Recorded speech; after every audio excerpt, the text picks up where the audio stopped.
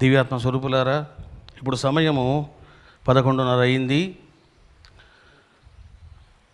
అనుష్టుప్ ఛందస్సులోన 180 శ్లోకాలతో అమ్మవారి మీద ఎంతో ప్రేమతో భక్తితో శ్రీ ఆదిపరాశక్తి సహస్రనామ స్తోత్రాన్ని విరచించడం జరిగింది. అమ్మ కోరుకున్నది, ఆమె చేయించుకున్నది. ఇప్పుడు ఈ గ్రంథాన్ని ఆవిష్కరణ చేయబోతూ ఉన్నాను. ఈ గ్రంథాన్ని అమ్మవారి యొక్క పాదాలకు సమర్పించిన తర్వాత అప్పుడు పీడిఎఫ్ కూడా రిలీజ్ చేస్తాను. అందరూ సెల్ ఫోన్స్ కూడా సిద్ధంగా ఉంచుకోండి.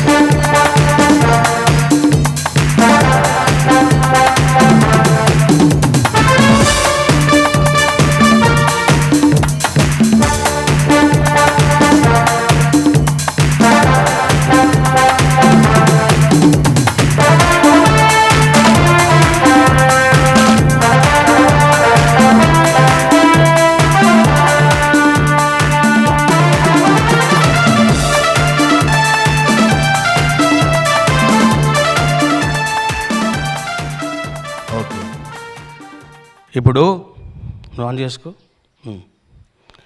భక్తులందరూ కూడా లేచి నిలబడండి. ఇప్పుడే అమ్మవారు ఆనందించారు, ఆమెకు గ్రంథ సమర్పణ జరిగింది. ఇప్పుడు శ్లోక స్వరూపంగా, జ్ఞాన స్వరూపంగా, ఆనంద స్వరూపంగా ఆమె మీ ఇంటికి రాబోతూ ఉన్నారు. అందరూ చెప్పండి, ఓ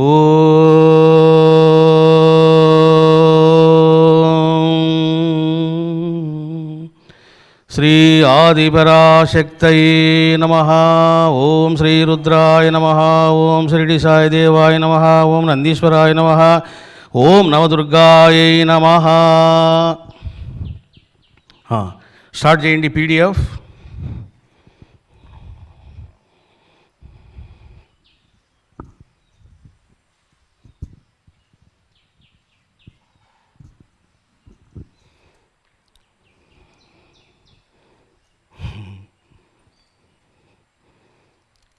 అంటే మెసేజ్ వస్తుందా?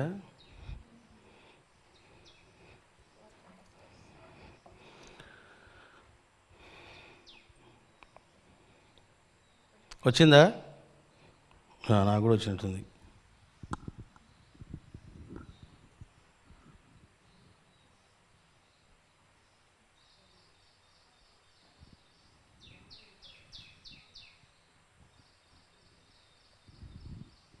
మీకు వచ్చిందా బాబు?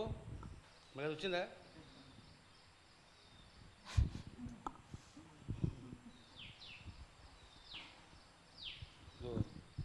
మూడు ఓములు ఉన్నాయా?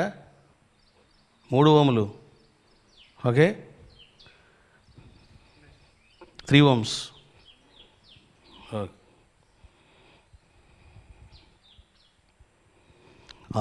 ఒకసారి అందరూ సెల్ ఓపెన్ చేసి చూసుకోండి. నేను చదువుతూ ఉంటాను, ఓన్లీ ప్రస్తావన చదువుతాను అంతే. చదివేసి మంగళహారతి ఇస్తాం. ప్రస్తావన శ్రీ రమణానంద మహర్షి. అవ్యక్త స్వరూపుడైన పరమాత్మ వ్యక్త స్వరూపమే ఆదిపరాశక్తి. సూర్యునికి వెలుగుకు, చంద్రునికి వెన్నెలకు ఏ విధంగా భేదము లేదో పరమశివునికి పరాశక్తికి భేదము లేదు. సూర్యుని నుండి తేజస్సును ఏ విధంగా వేరు చేయలేమో శివుని నుండి పరాశక్తిని వేరు చెయ్యలేమో. శివశక్తులు సదా మమైక్యమై అభిన్నమై శోభిస్తూ ఉంటారు. శివశక్తుల కలయికయే అనంత విశ్వము. జగదంబ గోచరిస్తుంది, శివుడు అగోచరంగా ఉంటాడు, ఇంతే తేడా. శివశక్తులలో శివుడిని పురుషుడని, శక్తిని ప్రకృతి అని అంటారు. శివశక్తులనినా ప్రకృతి పురుషులనినా ఒక్కటే. ప్రకృతి పురుషులకు ప్రతిరూపమే పార్వతీ పరమేశ్వరులు. అందుకే పార్వతీ పరమేశ్వరులను ఆది దంపతులని అంటారు. ఒక వ్యక్తి శివభక్తుడు కావడము లేదా జగదంబ భక్తుడు కావడము సాధారణ విషయము కాదు, కోటి జన్మల సుకృతము. విభిన్న దేవతల భక్తులుగా ఎవరైనా కావచ్చును, కానీ శివశక్తులలో లేదా పార్వతీ పరమేశ్వరులలో ఒకరి భక్తుడు కావడము అందరికీ సాధ్యము కాదు. గొప్ప పుణ్యాత్ములకు, బ్రహ్మజ్ఞాన జిజ్ఞాసులకు మాత్రమే ఇది సాధ్యము. పూర్వజన్మ సుకృతము వలన, రుణానుబంధము వలన పసిప్రాయములోనే నేను కనకదుర్గమ్మ భక్తుడిని అయ్యాను.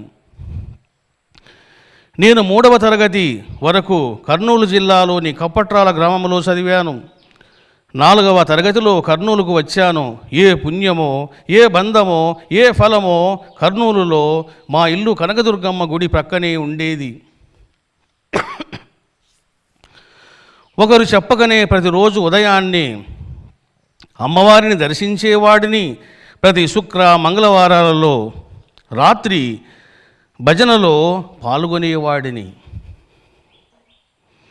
ప్రతిరోజు ఉదయమే అమ్మను దర్శించి ఎలాంటి ప్రాపంచికమైన కోరికలు కోరకుండా, అమ్మా నా జీవితాన్ని సార్థకము చెయ్యమ్మా అని మాత్రమే ప్రార్థించి ఇంటికి వచ్చేవాడిని. అత్యంత ఆశ్చర్యకరంగా దుర్గాదేవి నిజంగానే నా జీవితాన్ని సార్థకము చేసిన దివ్య స్తోత్రమే శ్రీ ఆదిపరాశక్తి సహస్రనామ స్తోత్రము.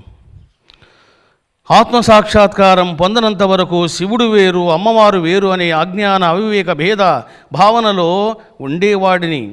ఏ క్షణము 1995లో కర్నూలులోని కనకదుర్గమ్మ దేవాలయంలో ఆత్మసాక్షాత్కారం కలిగిందో ఆ క్షణమే శివుడే కనకదుర్గమ్మయని, శివునికి దుర్గకు భేదము లేదని, దుర్గాదేవి సత్యస్వరూపం ఏమిటో అనుభవపూర్వకంగా గ్రహించాను. ఎవరైతే కనకదుర్గ భక్తులవుతారో వారికి కుండలిని విద్య, మహావిద్య, బ్రహ్మ విద్య, ఆత్మవిద్య సంప్రాప్తమవుతాయి. ఈ సత్యానికి నిదర్శనమే నా జీవితము. యోగశాస్త్రములో చెప్పబడిన కుండలిని శక్తి అంటే ఏమిటో, షట్చక్రాలంటే ఏమిటో, శక్తి ప్రయాణం అంటే ఏమిటో, శక్తి శివునిలో లయం కావడం అంటే ఏమిటో, పరమానందం అంటే ఏమిటో అనుభూతితో, అనుభవాలతో సుస్పష్టంగా అవగతమయ్యింది. ఇంట్లో చదవడం ఇష్టము లేక కనకదుర్గ గుడిలోనే ఎప్పుడూ చదువుకునేవాడిని. నా ఒడిలో కూర్చొని చక్కగా చదువుకునే నా బిడ్డ ఇంజనీరు కావడం ఏమిటి, గొప్ప యోగీశ్వరుడు, జ్ఞానేశ్వరుడు కావాలని దుర్గాదేవి భావించారేమో. నేను ఒక యోగినయ్యాను, బ్రహ్మజ్ఞానినయ్యాను. ఈ సత్యానికి నిదర్శనమే ఆదిపరాశక్తి సహస్రనామ స్తోత్ర రచన.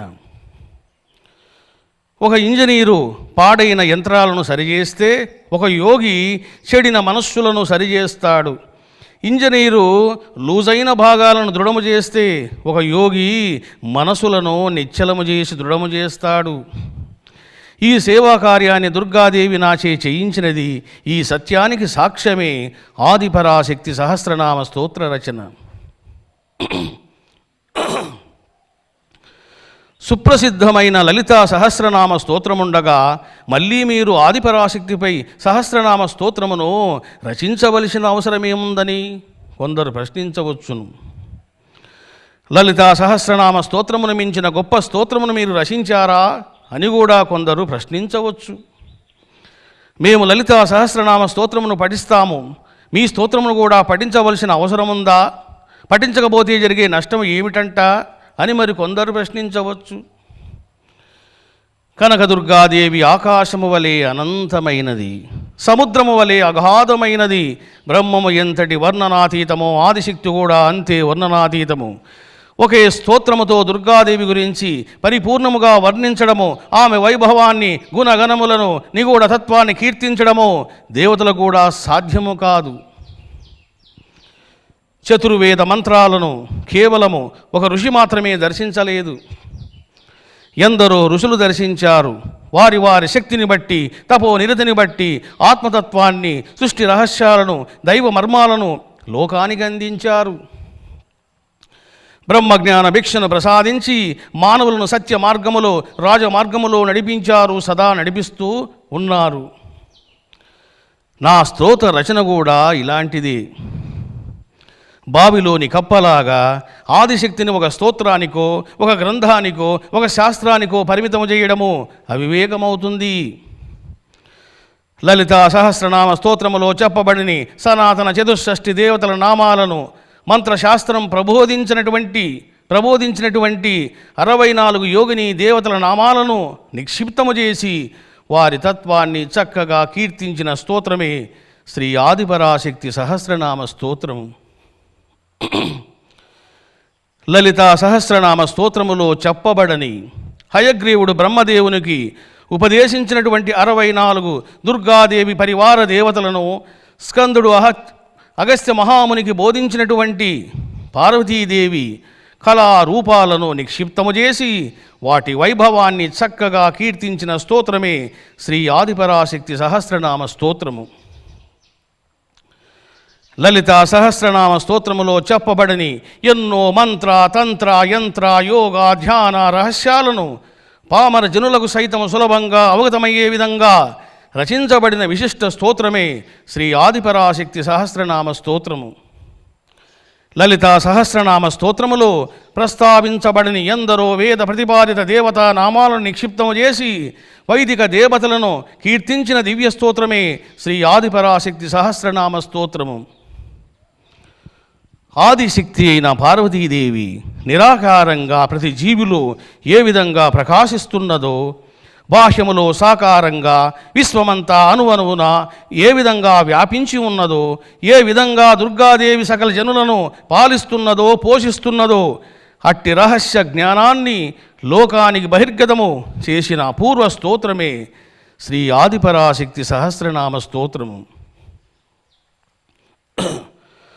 ఆదిశక్తి అయిన పార్వతీదేవి యొక్క సప్తమాతృక నామాలు ఏమిటో, అష్టమాతృక నామాలు ఏమిటో, షోడశమాతృక నామాలు ఏమిటో, ఆ దేవతామూర్తుల తత్వం ఏమిటో చక్కగా వర్ణించినటువంటి అద్భుత స్తోత్రమే శ్రీ ఆదిపరాశక్తి సహస్రనామ స్తోత్రము. జగదంబ అయిన దుర్గాదేవి యొక్క షోడశ శక్తుల నామాలు ఏమిటో, పంచదశ శక్తుల తత్వం ఏమిటో, దశ మహావిద్యల మర్మమేమిటో సామాన్య జనులకు సైతము అవగతమయ్యే విధంగా ప్రబోధించినటువంటి మహాస్తోత్రమే శ్రీ ఆదిపరాశక్తి సహస్రనామ స్తోత్రము. విశ్వమాత అయిన శ్రీ దుర్గాదేవి యొక్క నవదుర్గల మరియు నవచండీల నిగూఢ తత్వం ఏమిటో, వారి స్వరూప వర్ణన ఏమిటో, వారి వైభవం ఏమిటో వివరించిన మోక్షదాయక స్తోత్రమే శ్రీ ఆదిపరాశక్తి సహస్రనామ స్తోత్రం. విశ్వేశ్వరి అయిన శ్రీ దుర్గాదేవి యొక్క అష్టోత్తర శత శక్తిపీఠాల దేవతా నామాలు ఏమిటో, మరియు అష్టాదశ శక్తిపీఠాల దేవతా నామాలు ఏమిటో, వాటి మూలతత్వం ఏమిటో, వైభవము ఘనకీర్తి ఏమిటో చక్కగా వర్ణించిన పుణ్యదాయక స్తోత్రమే శ్రీ ఆదిపరాశక్తి సహస్రనామ స్తోత్రము. విశ్వములు ఆదిపరాశక్తి అయిన దుర్గాదేవి ఏ ఏ ప్రాంతాలలో ఆవిర్భవించినదో, తన దివ్య తేజాన్ని ప్రకాశింపజేసినదో, ఏ మహర్షులు దుర్గాదేవిని ధ్యానించారో కీర్తించారో, శ్రీకృష్ణుడు, షిరిడీ సాయి, రమణ మహర్షి, యోగి వేమన, వీర బ్రహ్మేంద్ర స్వామి, రామకృష్ణ పరమహంస లాంటి మహాపురుషులు దుర్గాదేవిని ఏ విధంగా సేవించారో ప్రామాణికంగా నిరూపించి వివరించిన స్తోత్రమే శ్రీ ఆదిపరాశక్తి సహస్రనామ స్తోత్రము. పరాశక్తి అయిన శ్రీ దుర్గాదేవి ఎంతటి వాత్సల్యమూర్తియో, ఎంతటి దివ్య ప్రేమ మూర్తియో, ఎంతటి కరుణ దయామూర్తియో ఆచరణాత్మకంగా నిరూపించిన సిద్ధగురు విరచిత అసాధారణ స్తోత్రమే శ్రీ ఆదిపరాశక్తి సహస్రనామ స్తోత్రము. కనకదుర్గమ్మ అపార కరుణతో నా జీవితములో ఏ బ్రహ్మానుభూతిని ప్రసాదించినదో, ఏ దివ్య అనుభవాలను ప్రసాదించినదో, ఏ రహస్య సుజ్ఞానాన్ని ప్రసాదించినదో, ఏ మర్మాలను వ్యక్తము చేసినదో ఆ రహస్య సుజ్ఞానాన్ని ప్రజ్ఞానాన్ని ఈ స్తోత్రములో నిక్షిప్తము చేసి దుర్గాదేవిని స్తుతించాను. ఈ దివ్య స్తోత్రమును రమణానంద రచించలేదు, దుర్గాదేవియే ఆవహించి నాచే రచింపజేసినది. చేతులు నావి, పనితనము అమ్మది, కర్మ నాది, కౌసల్యము అమ్మది. ఈ స్తోత్ర రచయిత దుర్గాదేవియే గాని నేను కాదని సాధకులు చక్కగా గ్రహించాలి. 2019 విజయదశమి నవరాత్రులలో ప్రవచనాలు ఎవరిపై చెప్పాలనే సంఘర్షణ విజయదశమికి నెల రోజుల ముందు కలిగినది. దేవీతత్వంపై చెప్పమని ఒక భావము, అరుణాచలాక్షరమణ మాలపై చెప్పమని ఒక భావము కలిగాయి. నీపై చెప్పడానికి ఏముందమ్మా, ఎప్పుడు చెప్పే కథలే, పురాణ గాథలే కదా, భక్తులు విన్నదే ఎన్నిసార్లు వింటారు, కాబట్టి నవరాత్రులలో దేవీతత్వంపై చెప్పరాదని నిశ్చయించాను. అమ్మవారికి బాధ కలిగిందేమో, జగదాంబ మనస్సు నొచ్చుకున్నదేమో, దుర్గాదేవి ఆగ్రహించకుండగా వాత్సల్య ప్రేమలతో నన్ను అనుగ్రహించింది. 2 రోజుల తర్వాత అద్భుతం జరిగింది. ఆ రోజు శనివారం ఉదయాన్నే అమ్మవారిపై సహస్రనామాలను సంస్కృతంలో రచించాలనే దివ్య ప్రేరణ కలిగింది. ఆ ప్రేరణ ఎంతటిదంటే ఆ రోజు ఏమిటి, ముహూర్తం ఏమిటి అనే విషయాలు కూడా చూడక, కనీసము స్నానము కూడా చేయకుండానే రచన ప్రారంభమయ్యింది. అద్భుతమైన పదాలు, అగాధమైన నిగూఢమైన దుర్గా తత్వము పొంగిపొరలి వడివడిగా సాగి కేవలం 40 నిమిషాల్లో 7 శ్లోకాలు అనుష్ఠుప్ ఛందస్సులో రచించాను. అమ్మవారు ఆవాహనమైందని చాలా స్పష్టంగా గ్రహించాను.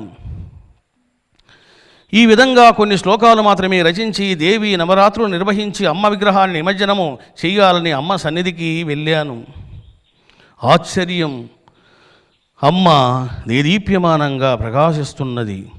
నేను ఇక్కడి నుండి వెళ్ళను, నీవు స్తోత్రాన్ని పూర్తిగా రచించి నా పాదాలకు సమర్పిస్తే కానీ నేను వెళ్ళనన్న ఆంతర్యాన్ని అమ్మ నాకు తెలిపినది. వెంటనే నిమజ్జన కార్యక్రమాన్ని ఆపివేశాను. దసరా తర్వాత మళ్ళీ స్తోత్ర రచన ప్రారంభించాను. ఈ రకంగా 180 శ్లోకాలతో ఆవిర్భవించిన అసామాన్య స్తోత్రమే శ్రీ ఆదిపరాశక్తి సహస్రనామ స్తోత్రము. ఈ దివ్య స్తోత్రములో 9 ప్రత్యేకతలు ఉన్నాయి. నెంబర్ 1, నిగూఢమైన బ్రహ్మ విద్యా తత్వము ప్రతిష్ఠితమై ఉన్నది. 2, అగాధమైన యోగ విద్యా రహస్యాల సుజ్ఞానము సుప్రతిష్టమై ఉన్నది. నెంబర్ 3, ఉద్దండ పండితులకు సైతం బోధపడిని ఆత్మవిద్య మహావిద్య మర్మాల రహస్య జ్ఞానము నిక్షిప్తమై ఉన్నది. 4, ఈ ప్రపంచములోనే ఎన్నో క్షేత్రాలలో దివ్య స్థలాలలో అమ్మవారు ఆవిర్భవించారు. చిరుదర హాసముతో వరద హస్తముతో కొలువై ఉన్నారు. ఈ స్తోత్రమును పఠిస్తే ప్రపంచములోని విభిన్న అమ్మవారి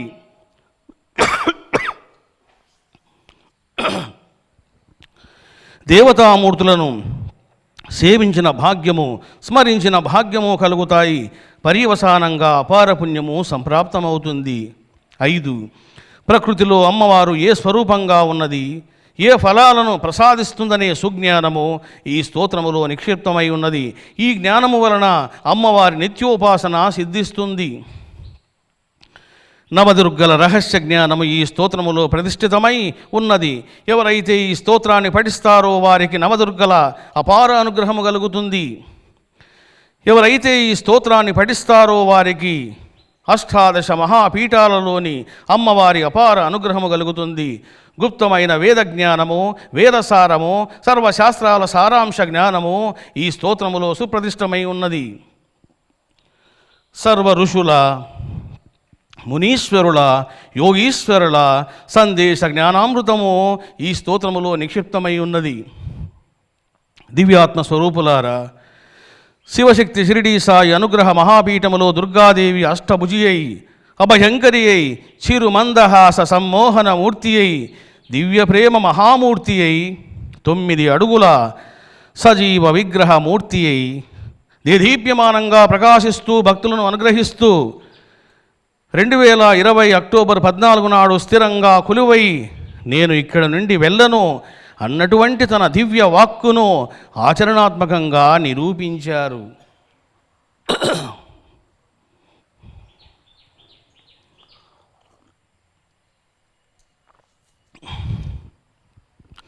నేను నీ ఒక్క జీవితాన్నే కాదు, నీ శిష్యుల జీవితాలను సైతం సార్థకము చేస్తానని విగ్రహ రూపములో కొలువై, స్తోత్ర రూపములో కొలువై యావత్ లోకానికి సర్వశుభాలను, అష్టైశ్వర్యములను, భోగయోగాములను ప్రసాదిస్తానని ఆదిపరాశక్తి సహస్రనామ స్తోత్రమును రచించే మహాభాగ్యమును ప్రసాదించినది. ఆత్మస్వరూపులారా, కరోనా వ్యాధి నివారణకై, సర్వమానవుల ప్రాణరక్షణకై, లోక కళ్యాణం కోసం, సర్వగ్రామ దేవతల సంతుష్టి కోసం, శ్రీ ఆదిపరాశక్తి అనుగ్రహం కోసం మహాపీఠములో అనేక విశేష హోమాలు నిర్వహించబడ్డాయి. 15 రోజులు విశేష అభిషేకాలతో, హోమాలతో సహస్ర శివలింగాలను, శ్రీ పార్వతీ పరమేశ్వరులను, షిరిడీ సాయినాథులను ఆరాధించడం జరిగింది. అంతేగాక సర్వగ్రామదేవతల సంతుష్టి కోసము మారెమ్మ, ఎల్లమ్మ, పోలేరమ్మ, పోచమ్మ గ్రామదేవతల ప్రతిష్ఠ నిర్వహించబడినది. గ్రామదేవతల ప్రతిష్టలు మాత్రమే కాకుండా సాక్షాత్ రుద్రభగవాన్ ప్రతిష్ఠ, ఆది పరాశక్తి ప్రతిష్ఠ, షిరిడీ సాయినాథుని ప్రతిష్ఠ, నందీశ్వర ప్రతిష్ఠ నిర్వహించబడ్డాయి. ఆత్మస్వరూపులారా, కనకదుర్గమ్మ విరచించిన స్తోత్రము ఇది. కనకదుర్గమ్మ ఆవహించి రచింపజేసిన స్తోత్రమిది. కనకదుర్గమ్మ లోకానికి జ్ఞానభిక్షను ప్రసాదించే అద్భుత స్తోత్రమిది. ఎవరైతే శ్రీ ఆదిపరాశక్తి సహస్రనామ స్తోత్రములోని 180 శ్లోకాలతో కానీ లేదా సహస్రనామాలతో కానీ హవనము చేస్తారో, అభిషేకము చేస్తారో, కుంకుమార్చన చేస్తారో, పుష్పార్చన చేస్తారో అట్టి భక్తులు సర్వ పాపాల నుండి విముక్తులవుతారు. అపార పుణ్యనిధిని సాధించుకుంటారు. సర్వ పీడల నుండి, దుఃఖము నుండి విముక్తులవుతారు. మానసిక రుగ్మతల నుండి, వేదనల నుండి విడిపడతారు. మంత్రతంత్ర యోగ రహస్యాలను గ్రహించి సుజ్ఞానులవుతారు. యోగులై బ్రహ్మజ్ఞానులవుతారు. దుర్లభమైన ఆత్మసాక్షాత్కారం పొంది మోక్షానికి యోగ్యతను పొందినవారయ్యెదరు. పరమశివుని యొక్క, దుర్గాదేవి యొక్క, సకల దేవతల యొక్క, సర్వసిద్ధ గురువుల యొక్క కరుణా కటాక్షలను సవిచూచెదరు. చక్కగా శ్రద్ధతో పఠించండి, విచారణ చెయ్యండి, ధ్యాన సాధన చెయ్యండి, బ్రహ్మానుభూతిని పరమానందమును పొంది తరించండి. శ్రీ రమణానంద మహర్షి.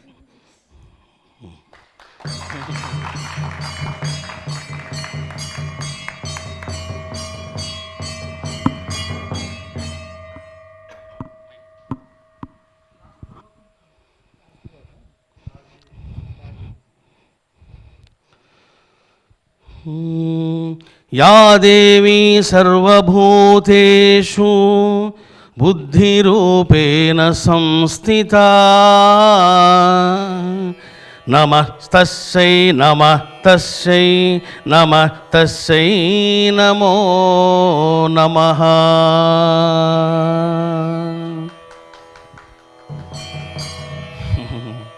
ఆత్మస్వరూపులారా, చక్కగా కార్యక్రమం పూర్తయింది. ఇక మంగళహారతి ఇచ్చి ఒక పావుగంట విరామం, 12:15కి హవనం స్టార్ట్ అవుతుంది.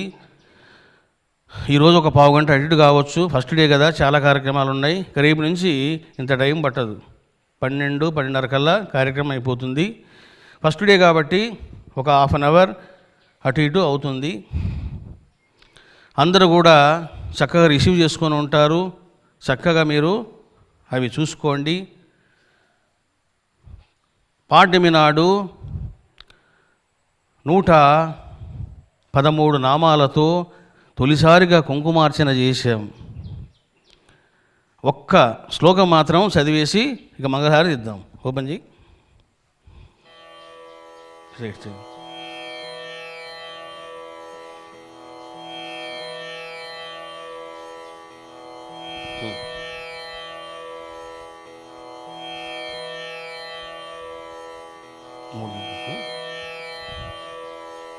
అక్షతలు తీసుకో, అక్షతలు, పూలు.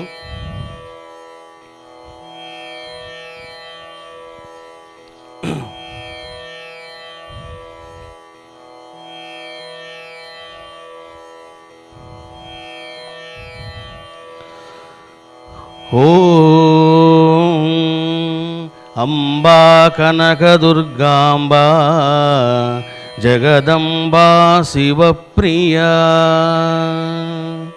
ఆదిశక్తి పరాశక్తి రుద్రాణి ముక్తిదాయిని. ఓం శ్రీ ఆదిపరాశక్త్యయే నమః. ఉమాకుండలిని శక్తి శివస్యాభేద పార్వతీ శివరాజ్ఞీ తు శాంభవి శివాదేశానువర్తిని. ఓం శ్రీ దుర్గాయై నమః. కౌమారీ వైష్ణవీ బ్రాహ్మీ ఐంద్రీ సిద్ధా మహేశ్వరీ శ్రీచాముండా చ వారాహి అష్టమాతృకరూపిణి. ఓం శ్రీ నవదుర్గాయై పార్వతీదేవ్యై రుద్రాణ్యై నమః.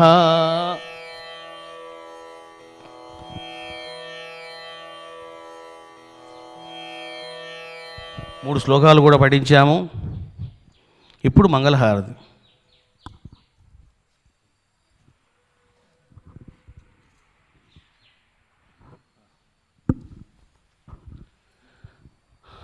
మీరు కూడా, ఇంట్లో ఉన్న వాళ్ళు కూడా మంగళహారతి ఇవ్వండి.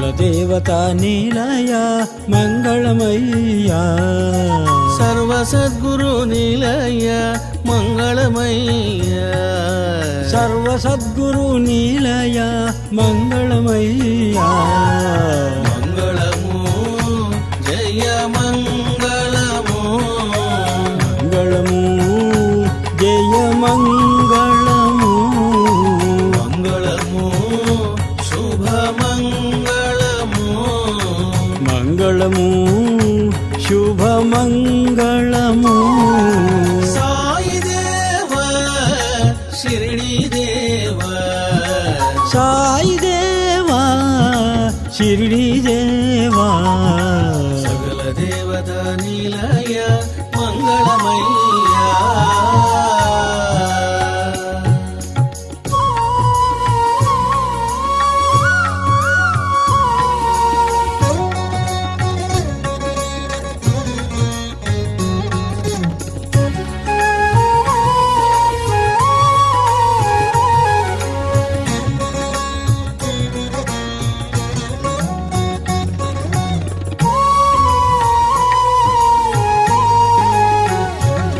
తలరాతను మార్చే దైవమా మంగళము తలరాతను మార్చే దైవమా మంగళము కర్మనియతిని మార్చే దైవమా మంగళము కర్మనియతిని మార్చే దైవమా మంగళము సర్వసమర్థ మంగళము సర్వసమర్థ మంగళము సర్వాంతర్యామి మంగళము సర్వాంతర్యామి మంగళము సర్వసమర్థ మంగళము సర్వాంతర్యామి మంగళము సర్వసమర్థ మంగళము సర్వాంతర్యామి మంగళము మంగళము జయ మంగళము నీ పాదాలకు మంగళము మంగళము జయ మంగళము నీ పాదాలకు మంగళము సకల దేవత నిలయ మంగళమయ్యా